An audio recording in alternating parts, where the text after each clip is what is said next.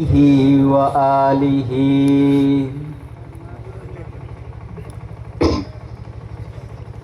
মুআজ্জাজ মুহতারাম উপস্থিত আমার মুসলিম ভাইয়েরা, পর্দার অন্তরালের আমার মা ও বোনেরা,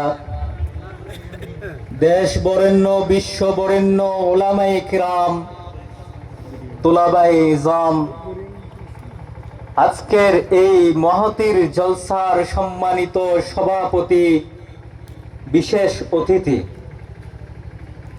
আমরা সবাই লাখো কোটি শুকরিয়া আদায় করি সে মহান রব্বুল আলামিনের,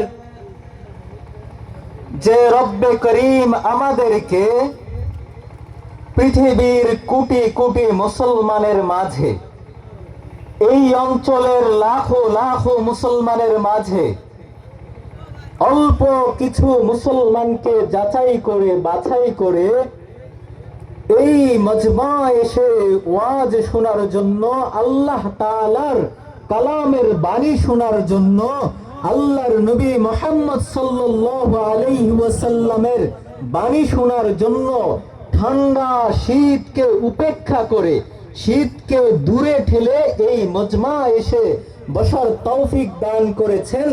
এজন্য সবাই জোরে জোরে বলি আলহামদুলিল্লাহ। লাখো কোটি সেটা আজ নির্যাতিত নিপীড়িত ফিলিস্তিনে, সেখানে আল্লাহ তাআলা নবী মুহাম্মদ সাল্লাল্লাহু আলাইহি ওয়াসাল্লামকে সায়ের করিয়েছেন, সেখান থেকে নবী সাল্লাল্লাহু আলাইহি ওয়াসাল্লামকে আরশে আজিমে নিয়ে গেছেন, সেখান থেকে নামাজের যে ইবাদত আছে এই ইবাদত নবীজিকে দিয়েছেন। প্রথমে 50 ওয়াক্ত দিয়েছিল। মূসা আলাইহিস সালাম বললেন, এত ওয়াক্ত আপনার উম্মত পারবে না, আরেকটু কমাইয়ে নেন। নবী সাল্লাল্লাহু আলাইহি ওয়াসাল্লাম গেলেন, এভাবে কমাতে কমাতে কমাতে কমাতে 5 ওয়াক্ত আসলো। মুসা আলাইহিস সালাতু ওয়াস সালাম বলল যে আপনি আরো কমান। নবীজি বলল, না, এর চেয়ে কমাতে আমার পছন্দ হয় না, আমার কাছে নিজেকে ছোট মনে হয় যে 5 ওয়াক্ত পারবে না আমার উম্মত।